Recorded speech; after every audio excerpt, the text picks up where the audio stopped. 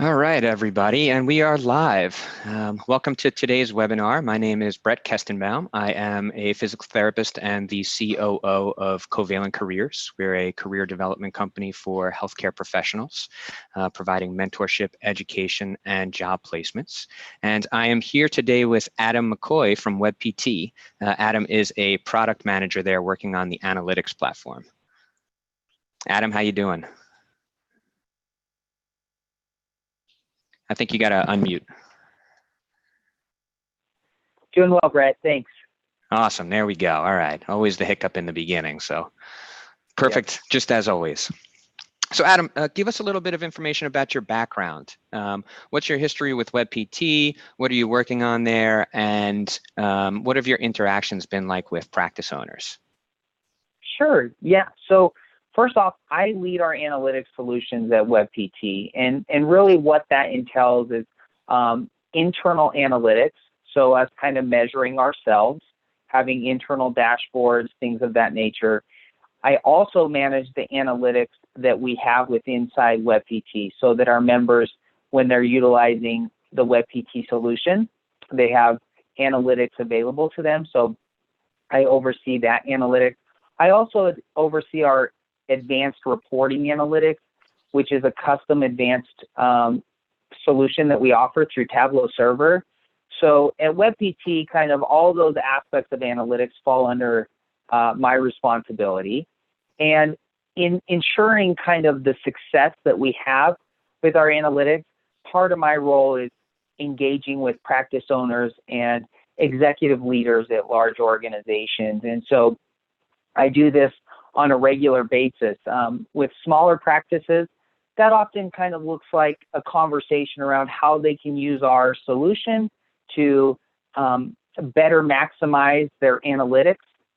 Sometimes it just is a conversation around training and education around what metrics they should use and how they should use our analytics application. For larger organizations, that interaction can be quite complex. It can be dealing with merger and acquisition related audits. It can be working on larger complex custom reporting. It can also be associated to some innovative new reporting that we might be coming out with as well. So I constantly work with practice owners and executive leaders at organizations on a regular basis. Well, that's cool. And I'm excited to chat with you today because obviously overseeing operations here, analytics is a big part of my day as well. You know, I'm a fan of numbers, and I can't express how important they are for any business out there, no matter what. If you're not tracking it, you can't improve upon it, and you really don't have as much insights into what's going on. So I'm excited about our conversation today. And really to kick things off, can you give us some information about what the primary KPIs are that all PTs should be tracking? Sure. So great question. In general, I'd say there's a lot of great metrics. And as I've been working in analytics in the PT space, you know, I've come across different lists, and some say, hey, here's your top 10 metrics that you have to have. Or another list that says, here are your metrics that you need. And as I've worked with organizations of various different sizes, I don't think that there's a one-size list or a perfect list for every single organization. However, with that being said, there's a lot of great metrics to measure quality, productivity, efficiency. And so there's some that I would, highly recommend any organization, whether small or big, to evaluate. And so I'm going to run through some of those here. And then, Brett, I have just kind of a brief presentation of some screenshots from some of our reporting that we offer with inside WebPT. And that will allow us to just kind of look at some of those metrics and dive a little bit more into our analytics structure and things that we've found to be valuable for practices over time. Perfect. So let me start out with just a couple metrics that I think are really important. The first one is I think you need to have some form of KPI around referrals or referral management. And really maybe referral conversion is probably one of my favorite metrics. And so I think you have to kind of start at that point.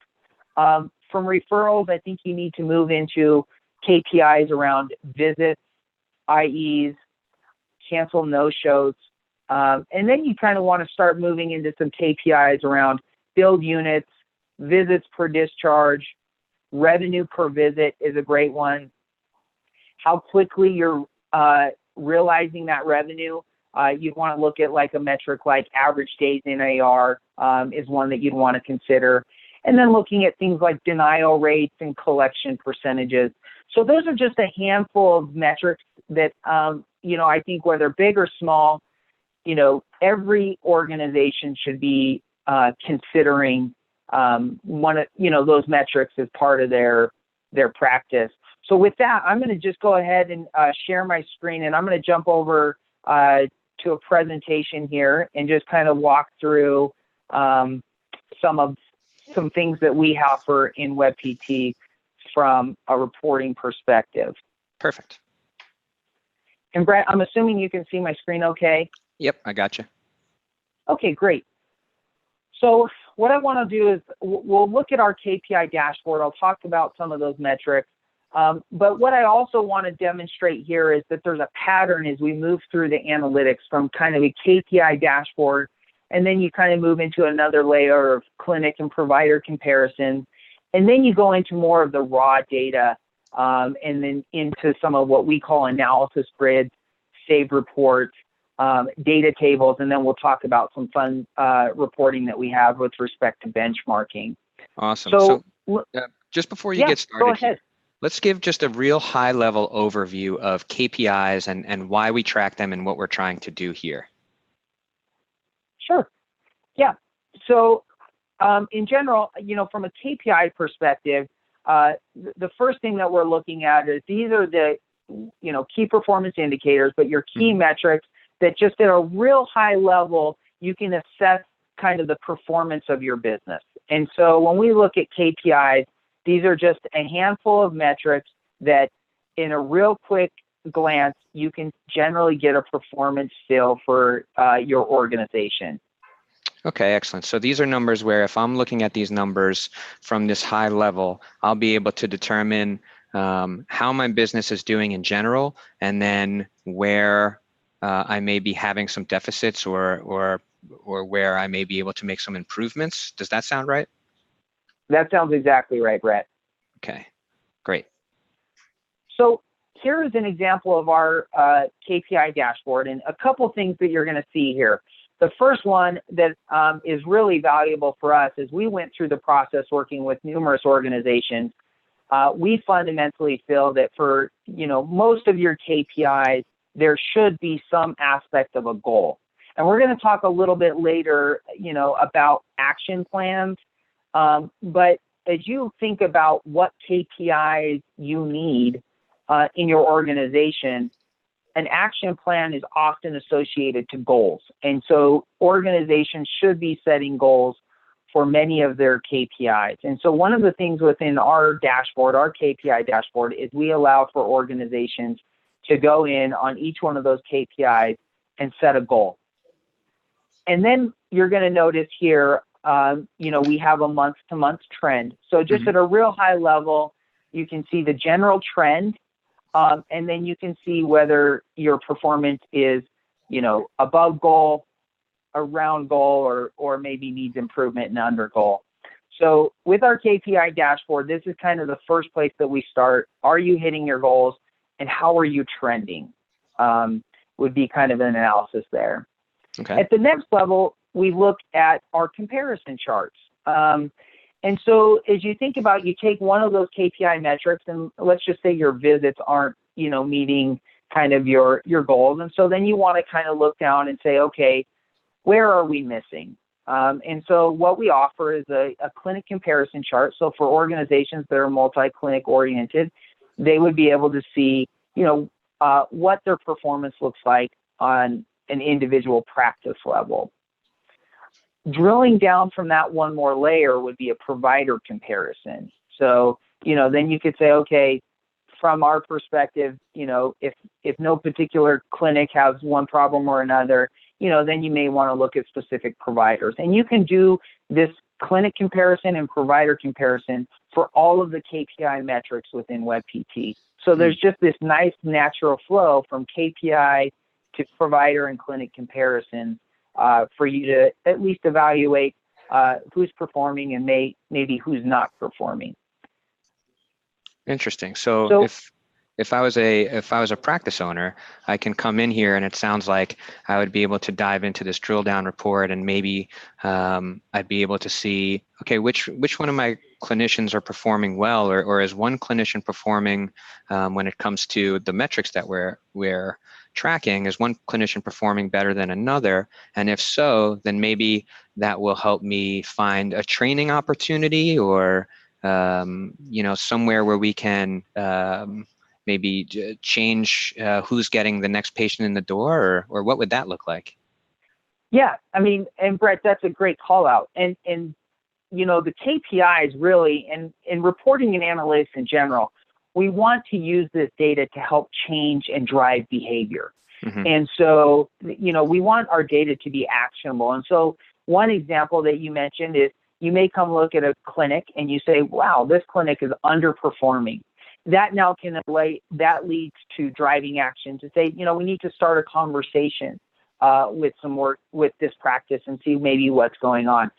So a lot of ideas as we work with different organizations, sometimes it may be, an executive leader coming, working and training that way. It may be kind of matching up two clinics, maybe a very high achieving practice with maybe an underachieving practice, and allowing them to kind of maybe work together, and for that practice that is really achieving well, for them to kind of provide some insight and to help on what operational practices they're using, maybe what are some of their techniques that they're using to achieve high performance. And so at a clinic level, it sometimes can be organizations coming in, meeting with the clinic director, can sometimes be bringing two clinics together and seeing where you can kind of, use a best of breed approach. At a provider level, that same kind of action can also take place. You could take a provider and maybe match them up, with a high performing provider. At least what it gives you insight is to maybe where you need to take your action and where you need to put some focus. And so that's really kind of the key point on, the KPIs, and then these clinic and provider comparisons gives you a real quick glance on maybe where you need to spend some time. I see. Okay, great. Thanks for that. Yeah. So, the next layer in WebPT, once you've kind of gone high level in the KPIs and then you've broken down a little bit further in clinic and providers, the next level that we provide is we want to provide data in a little bit more raw form. And one of the ways that we do that is what we call an analysis grid. And effectively, this is the raw data that allows you to build a report. And so in this sample or test data here, I have a build units report. It has data down below, all of the raw build units record. And if the user comes and clicks options under here, they can then you can see where I've expanded the options. They can select what columns they see. They can sort it. They can group the reporting. So maybe they want to see it by clinic or by provider. They can group. They can do aggregation, so some and other aggregations to kind of start building out the report how they want. And one of the really nice things that we've developed in WebPT recently is once the organization has kind of come through on this raw data and built the report that they want, over in the top right corner, there's a Save Report button. And they can just come and save that report. And that's going to go to this location as their Save Report. So that way they don't have to go through the process of building it over and over again, and provides them the ability to self-serve. One of the things that I think is critical about seeing the raw data is, KPIs are great in giving a high-level assessment of where you are in an organization, and looking at those comparison charts can give you just a quick assessment of where you need to spend some time. But often is the case where you have to drill down a little bit deeper. And so by going to an analysis grid, you can really start working through some of the details in that reporting. And then if that's something that you found to be very beneficial for you as an organization, you can save that report. In addition to that, Yeah, in addition to that, we also find that a lot of organizations have different needs. And so allowing them to kind of save their own custom report is really beneficial for them. So it sounds like if I'm a clinic owner, it sounds like, I look at my KPIs, and that's the highest level.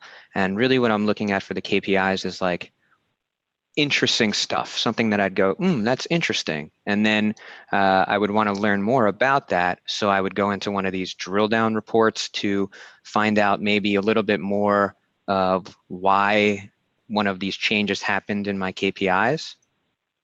Exactly. Yep. That's exactly right. Got it. Excellent. Yeah.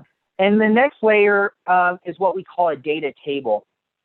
And WebPT has the opportunity to work with so many different practices and clinics and work through different workflows. And because of that opportunity, we can take some common use cases, and instead of making organizations go through and build out a custom report, we can build what's called a data table. And the data table is really meant to simplify the reporting on some common practice workflows or initiatives. So as an example, one of my favorite data tables is our days to finalization report. And so what this does is it allows an organization to come and they can determine, they can see specifically the data by therapist or by clinic.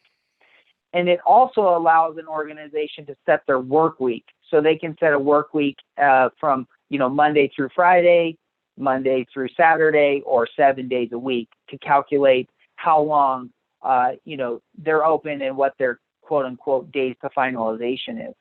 And so this is a report where practices, we're trying to figure out, hey, we have some threshold, we want our providers to finalize notes maybe within 1 or 2 days. And so this provides them very quick access to be able to just, click a couple drop downs and then be able to see their report without having to go through the process of actually using an analysis grid. So this is one other aspect that we provide based off of all of the knowledge that we've been gathering in some of the workflows as we work with practices to make reporting a little bit more simple for groups. I see. So if I'm a clinic owner here, and I have like maybe 5 PTs, and I'm just very curious. I'm like, who's doing their charting on time? Did people take the same amount of time to do notes and finish them? And if I had that question, it would be very hard for me to answer it, except if I sat down with everybody and watched them. But it sounds like this report is something that maybe would be able to help me answer that question faster and with specific data points involved. Exactly. Yep. And the last thing that we've done, Brett, is as we've kind of worked to formalize the KPI process within our analytics solution, we realize that organizations are often limited to the data that's contained within their own 4 walls. And so when we look at kind of our analytics and reporting components, one of the things that we really wanted to do was say, how can we help organizations have a better understanding of the data and their performance on their metrics without limiting them to the data within their own 4 walls? And one of the ways that we could do that is national and local benchmarking. So let me explain a little bit how this works, because there's a little bit of complexity here that I want to just kind of walk through. The first thing is all of our benchmarking metrics are the same as our KPI metrics. So when you're looking at the KPI metrics on the dashboard, you have a corresponding benchmark. And so that helps you kind of tie in your performance maybe to others. What we do, WebPT has a sizable amount of the industry market space, so we have the ability to bring all this data together. We de-identify it, so that's one of the first things. So you would never be able, a practice could never back into some other practice's data. So all of the data is de-identified here. That's the first thing. The other component here is that we segment clinics into specific sizes. So we understand that a small clinic in a rural location isn't necessarily going to have the same performance as maybe a large organization in another part of the country. And so what we've done is we first segment every clinic into a specified segment size. Mm-hmm. And based on that size, they will have a national benchmark number and a localized benchmark number. Now, the national and local are actually quite similar. The national, obviously, in its name, it's national. Local, what we do is we use geospatial technology to find the 30 other clinics participating on WebPT that are closest to you in that location, and that benchmark is based off of that. And we do a lot of other things behind the scenes. So one, we have to normalize the data. So, for example, maybe a practice just came on, they're brand new, their metrics are going to be quite low. We wouldn't want to include that data into the benchmark. And so what we do is we have a minimum threshold to say, you have to meet this activity threshold or we're not going to include you in the benchmark.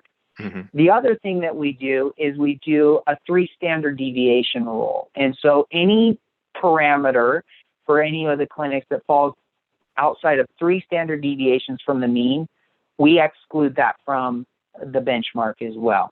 So the benchmarking has some cleansing, has side segment, but this allows an organization to see very quickly where they fall into kind of the national and local benchmark metrics with respect to the same KPIs that they have on the dashboard.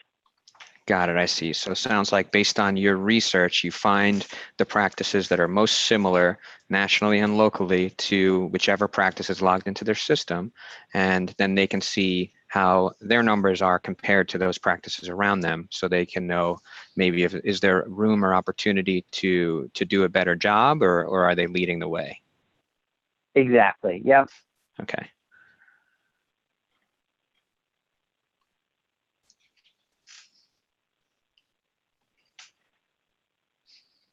And so from kind of the presentation, the key point here that I wanted to make was really just, at WebPT, our focus has been kind of setting up a structure that works for organizations and then allowing them to, drill down into the data, whether that's comparison charts or into the raw data, mm-hmm. and then giving them the ability to see data outside of their own 4 walls.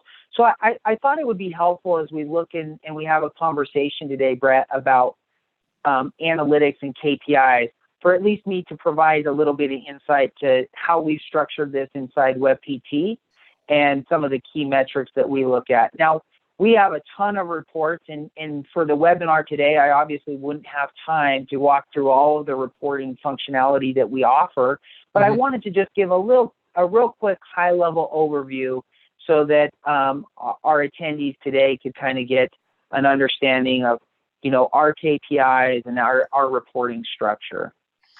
Awesome.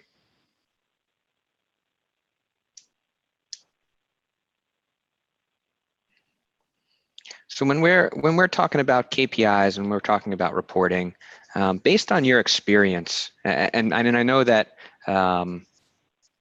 analytics and data gets very confusing, especially like myself, if I'm a PT and I come from a physical therapy background. Yeah, we learn a little bit in school, like as minimal as possible about statistics, and we try to apply it to research and things like that.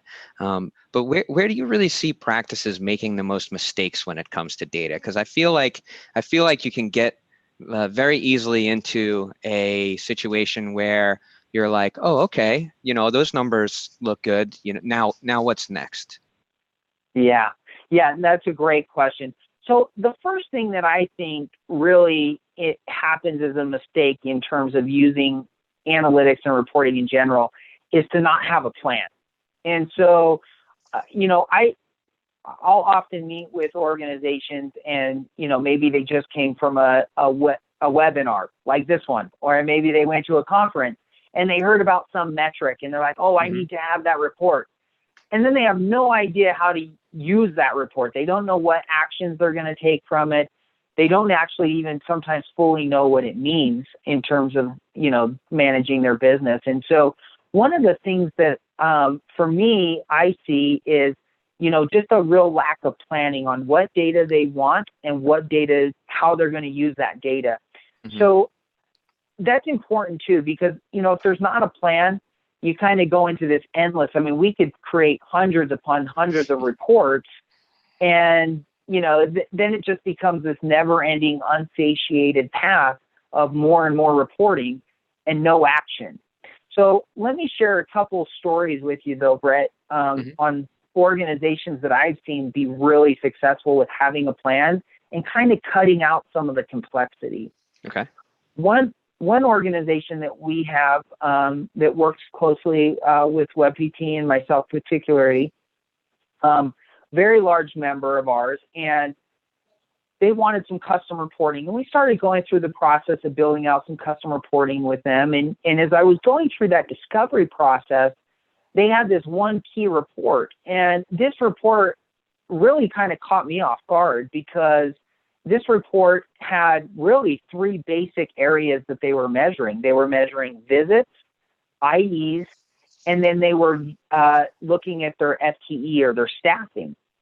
And so I was like, wow, for such a large organization, this is really kind of a simple, really a simple kind of report. In that report, and this is what really struck me, Brett, is they had a section where they had to write out what their action was going to be based off of that data. Mm-hmm. So based off of visits, IEs, and their staffing, they had to then determine what their action plan was going to be. And they had to report that up to the executive leadership of that organization. And then the executive leadership could either, facilitate that plan, or maybe they could work with that clinic and say, no, we think there's a different plan here for you. But the thing that I really loved about that was that there was a plan. There was a specific action that they were going to take based off of those three metrics. The second one that as I worked at WebPT, one of my favorite stories, I was working with a smaller organization, and this organization, didn't necessarily have the resources to be, evaluating all the KPIs. And so they said, hey, we're going to pick one KPI, and we're going to really focus on improving this.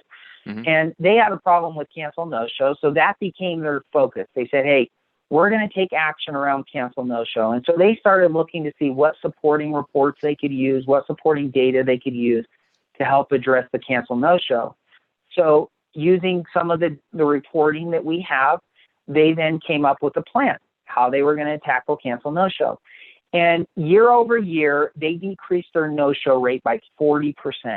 And to me, that was just absolutely amazing, because I think of all the reporting that they had access to, and if they would have just been looking at reports, I don't think anything would have probably just changed for that group. Mm-hmm. By picking one metric, staying laser focused, and having a plan, they were able to reduce cancel no-shows and significantly impact their business. So that was a story that, I really enjoyed working with that member and seeing them see that success. Yeah, and that's a critical point that you're describing there. I mean, focus is everything. And if you think about an organization, whether it's small or large, the one thing that everybody has a finite amount of is time. So Yep. If you're thinking about attacking 5 different problems at one time, an Army buddy says this, he tells me this, he's got like 17 bosses, and they're always putting stuff on his plate because he's like one rank below, like really high.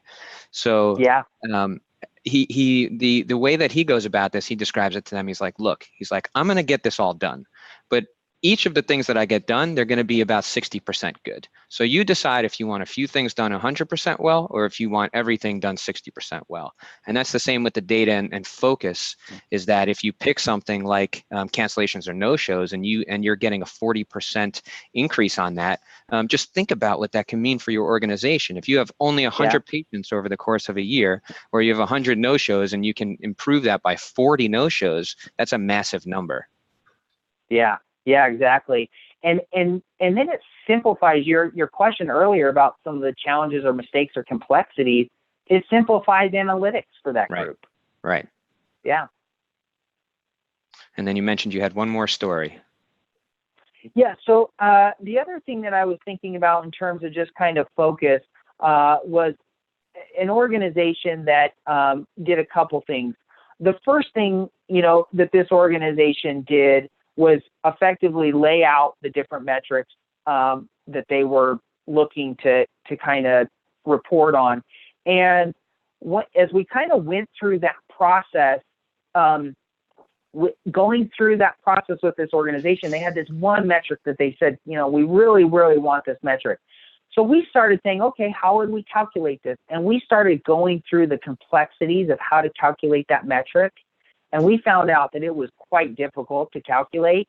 And then so when we went through that process, they determined, hey, you know what? We're not going to focus on that metric. And so to me, not all of the stories are sometimes success stories. Mm-hmm. The organization had to go through the thought process of saying, does this metric really matter? And when they went through all of the details, they said, you know what? We understand the complexities. We're going to set that aside. And so, I think that's a sign of maturity for an organization as they go through that planning process to determine, hey, what metrics really matter to that organization? Because you may be able to get that metric, but it may take you 3-4 days in, effort to get that data all together and do all the reporting for it. And if you're not taking action, then, you've effectively, like you mentioned earlier, limited time. You've wasted your time.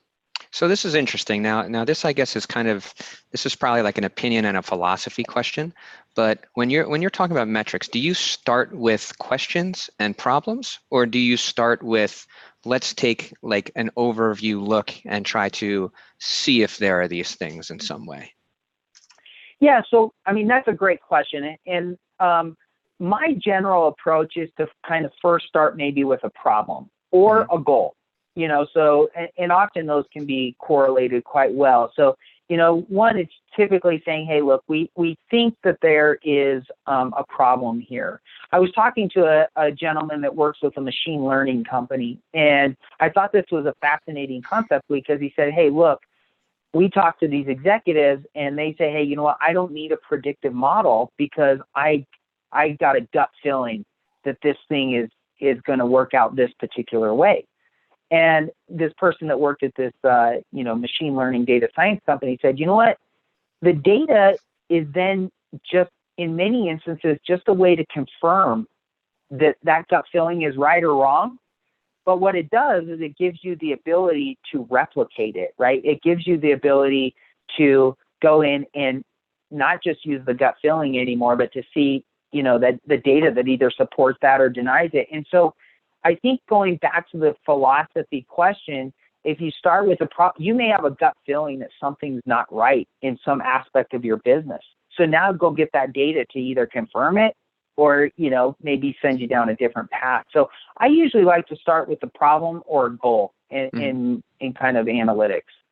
Yeah, there's a really good book by Annie Duke. She's a poker player. I completely forgot the name of the book, but she describes that business is more like poker than it is like chess, where you can make all the right moves and you can still lose. But it's like poker because what you just described is you want to give yourself the best odds of success with any decision that you're making. So take a look at the data.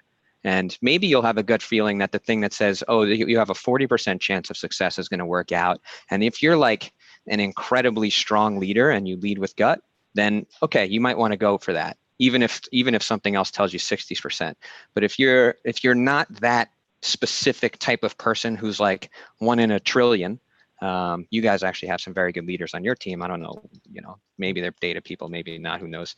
But that's an important part. An important thing to understand about data is that you can look at it all day long and it could tell you have a 99% chance of success and you still might lose. But you've given yourself the best opportunity to make the right decision. And over time, if you continue to follow that same philosophy and process, you will end up winning and doing better. Yeah, I love that. Yeah, I love that analogy, and I think it's right on. Awesome. So let's try to give a little bit more information for maybe some of the smaller practices out there who don't understand data as much. Are there Yeah. any business metrics for these practices that you would say have a direct correlation to practice success, where if they're going to at least get started with metrics, they should really hone in on these in the beginning? Yeah, great question. So a couple things. One, smaller practices in particular, one thing that I noticed, or at least have observed, is, with smaller practices, they don't necessarily maybe have the resources to fully kind of put a full-on kind of dedicated resource to just analytics. This Mm-hmm. can sometimes just be an activity or an exercise for one person as kind of a side project or an additional aspect to their current position. And so because of that, sometimes some of the smaller organizations can struggle to really kind of, as analytics and reporting becomes a side project, it sometimes just doesn't get enough attention to really find something that makes success for the organization. So my recommendation there is always start small. And when you start small, then you can at least find success in one area and move on. So a couple areas that I think, again, I don't think there's a magic metric for any small practice. I think that small practice has to look specifically at their, needs. Let me give you an example. A small practice I worked with had a very large Medicare population. So looking at billed units per visit for that organization, it wasn't a key metric because their billed units per visit were actually quite static. And so there wasn't a lot unless they were going to dramatically change their patient population, it just wasn't going to, be a significant impact. Where another organization, we looked at that and it's like, hey, we get a small tick there. That's huge financial improvement. And so, again, in addition to that, that same metric, billed units per visit, we've had groups that look at that metric to say, hey, does this align with the philosophy of our practice? So, and not even just like, hey, revenue, does it align to the philosophy of what we want in our practice? So I don't think there's any specific metrics that I think any one group should look at from a smaller perspective. But I go back to, some of the key ones that we've talked about already, visits, IEs, referral conversion, which is one of my favorite, cancel, no-show, billed units, visits per discharge. I think any one of those 6 would be a great starting point for a smaller organization to start with. So I'm a new practice owner. I just started my practice. I'm a year in. Let's just call it a year in. And I start getting, I start looking at metrics. I want to start looking at metrics. And I'm looking at my metrics. And I see my referral numbers and I see my visit numbers. How do I know if I'm doing well? That's always a question. Yeah. And even with my business, I'm like, are we doing well? It seems like we're growing, but how do I know? Yeah. I've had someone once tell me that small practices just need to look in the bank account to determine if they're doing well or not. But no, you bring up a great point. And honestly, that's why we offered the benchmarking solution, because to that exact question, that was the exact reason why we wanted to offer benchmarks. There are sometimes you can read literature that sometimes will say, hey, here's an approximate number that you should be at. So like, I've seen like, hey, cancel no-show, you should be somewhere around 10%. I kind of have a hard time with that philosophy of just, that there's some, bar out there that everybody should meet. And that's why we had to tailor our benchmarks to your segment size and then also to your location, because so many things can vary by practice, where they're located and then also their size. So, I don't know if there's, other than what we've provided to our members through our local and national benchmarks, I don't know if of a great resource that you can utilize. However, if you attend a conference, PPS, Ascend, those are great opportunities for you to collaborate with other practitioners and other, practice owners and say, hey, what do you guys see? What do you do? And so, really leverage those opportunities to build relationships and to communicate and to find out maybe what they're doing and what performance metrics they're seeing. So, I don't know if there's some location that you can just go find and that's the magic bullet for you. Probably going to, have to spend some time communicating. If you use WebPT, use our benchmarks, but, probably no one single source to find that answer. Yeah, and I think I like the benchmarks thing. That's likely very useful, because if you guys are aggregating everything around, then you can see, okay, am I above average? Am I below average? At the end of the day, success is just a metric that you define for yourself. So if you are pinging it to, hey, am I doing better than other people or worse than other people? That's one way to look at it. So I guess another way to look at it would be, am I doing well compared to what my goal was? That would be another thing to do too. Yeah, and that's a key point too. And on the KPI dashboard that we offer, that was one of the reasons why we made sure that each one of those KPIs had a goal.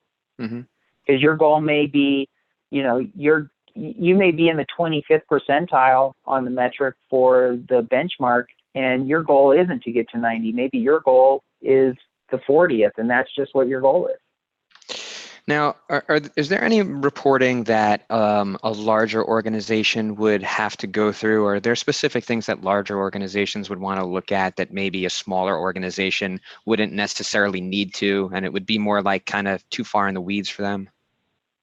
Yeah.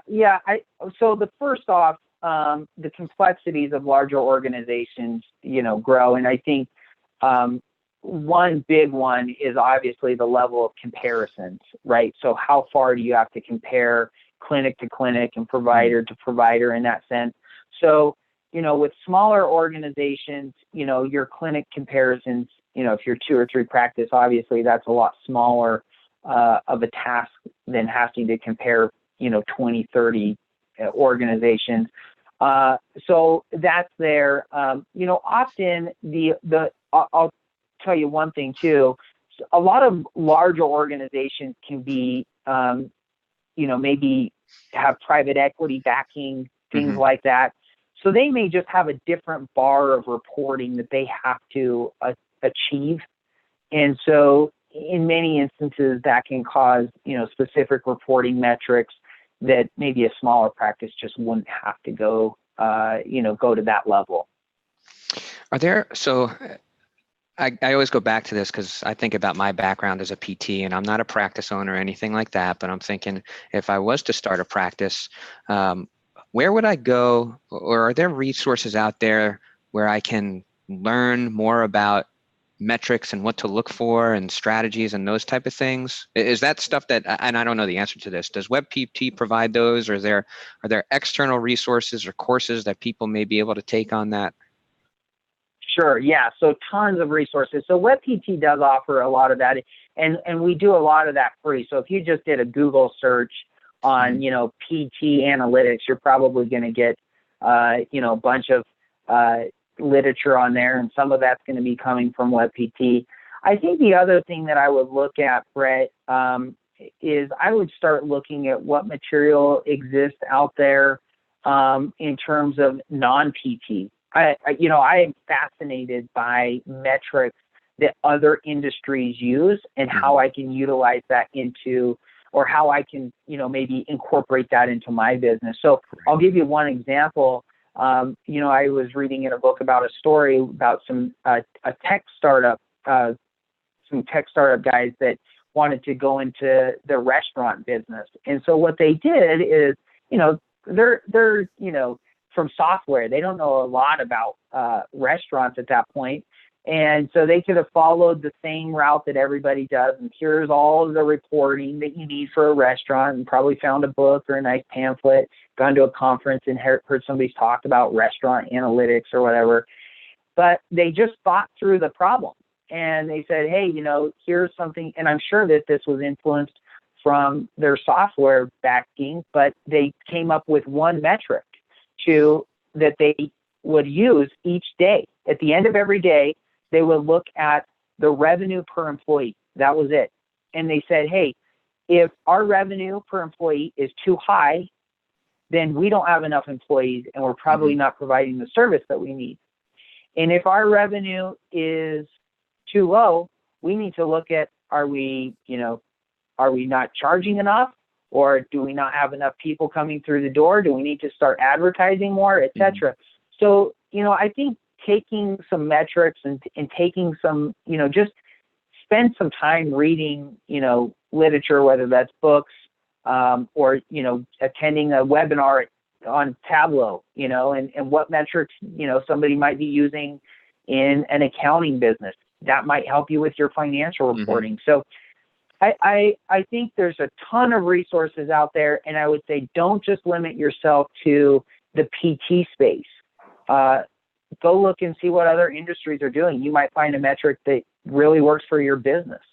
Yeah, I think that's really great advice. And one thing that I always like to tell people is like, be careful of the box, because thinking outside the box, I know it's like a trendy term or whatever, but it's so important. And a lot of times you really don't even recognize it, where if you just look at what are best practices, then you'll never innovate. And if you think through your mindset, like if I'm a PT and I'm starting a business, I've read different books than other people may have read, and I have different training than other people may have. And so I'll be able to think through the problem a little difficulty. So start by just asking yourself those questions, like, what would you do? What makes sense to you? And you may come up with a solution that works better than what's there, like these folks who are just looking at revenue per employee, right? That's what you said, revenue per employee. Yep. Yeah, and you may find something that will help your business out. And it'll also, a lot of times, if you think through this mindset that's not what other people are thinking through, you have the opportunity to find something that's going to give you that competitive advantage. Because if everybody's playing over here and you're playing over here too, but you're also doing this other thing, this is your advantage right here. Yeah. And you may be, I've talked to small practices that are in a cash pay only type situation.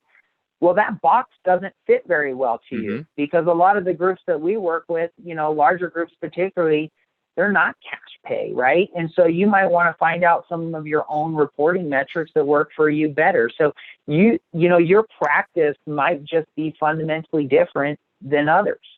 So what can these cash pay folks do? Because I know that's becoming a lot more widely used as a model for practices. Is there, are there solutions for cash pay metrics? Yeah, that's a great question. And to be honest with you, I'm just starting into that, working through that thought process myself. In fact, recently at WebPT, we started what we call the Analytics Advisory Council, some thought leaders that we gather regularly and we think through problems. Again, going back to your point, we're trying to go out of the box and thinking through things on how we would solve it. And one of the problems that we're working to solve right now is some machine learning algorithms on likelihood of patient payment. So to be quite honest with you, I don't know of if there's yet a solution out there for cash only. But it's definitely something that has got me intrigued. And, I'm receiving more and more questions around cash pay only and things of that nature. A lot of times those cash pay only groups might be giving discounts up front. And so, they may want to, there's a whole new aspect of financial reporting that comes with that. So I'm personally thinking through that myself. Yeah, I think it's something that might probably start on a spreadsheet, like building out a model, and maybe there's a way to create something that's like flexible enough for people to customize, but not flexible enough to drive people crazy. Yeah, exactly. Yeah. Well, very cool. Any other final thoughts that you want to share about metrics, analytics, thought process, how people should treat analytics, pitfalls, anything? Yeah, I think for me, and my one action item for every group is just, really make work. If you're going to be a data-driven organization, work to make some action from the data. Data becomes useful when it changes our lives and our behavior for the better, right? And so from your practice perspective, if nothing else, I would say walk away with a strong determination to make some action plan about how you're going to use your data in your practice. And even just start small, one metric, but come up with some action plan on how you can change your practice with data. And, as you continually go through that process, you'll get better and better at it, and you'll use data more efficiently, and you will become data driven.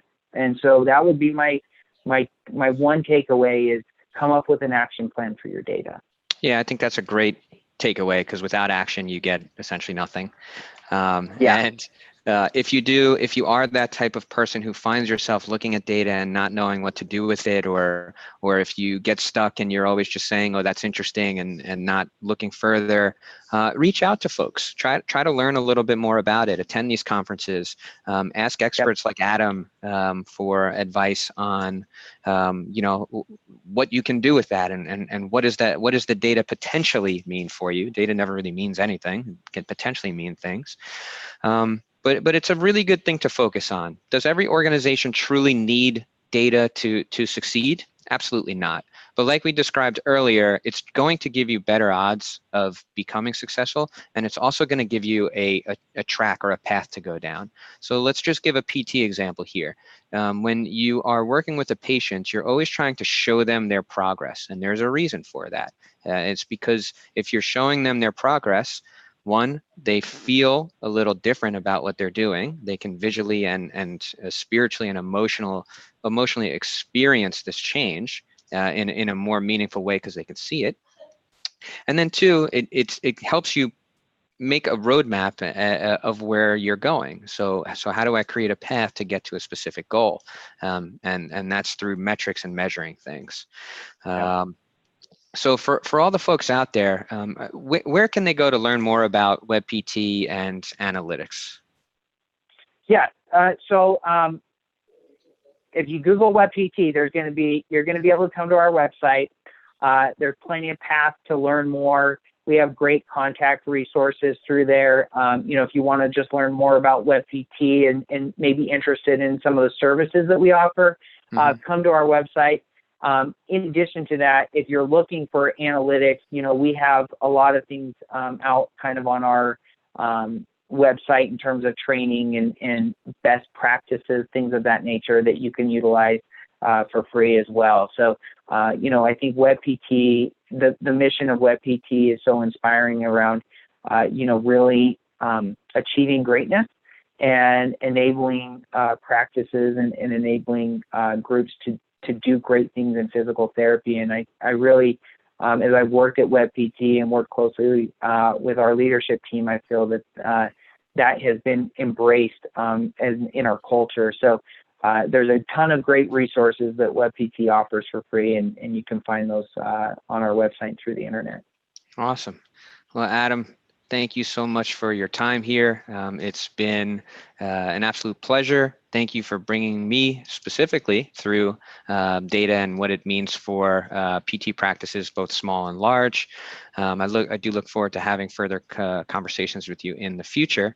For everybody else out there in the audience, best wishes with your practice and your endeavors. Whatever your goals are, whatever your dreams are, there's always a path to get there. Just focus on them. If you're going to tackle anything, I would recommend measuring along the way, but you don't have to. That's up to you. And just keep it going. Thanks so much, Adam. Great. Usually I'd put this to a side chat, but I don't know how to do that here, so I'm just going to end the meeting. Yeah, no worries. Thank you so much, Brett. Thanks for having me. Yeah, absolutely. Take care. Take care. Thank you.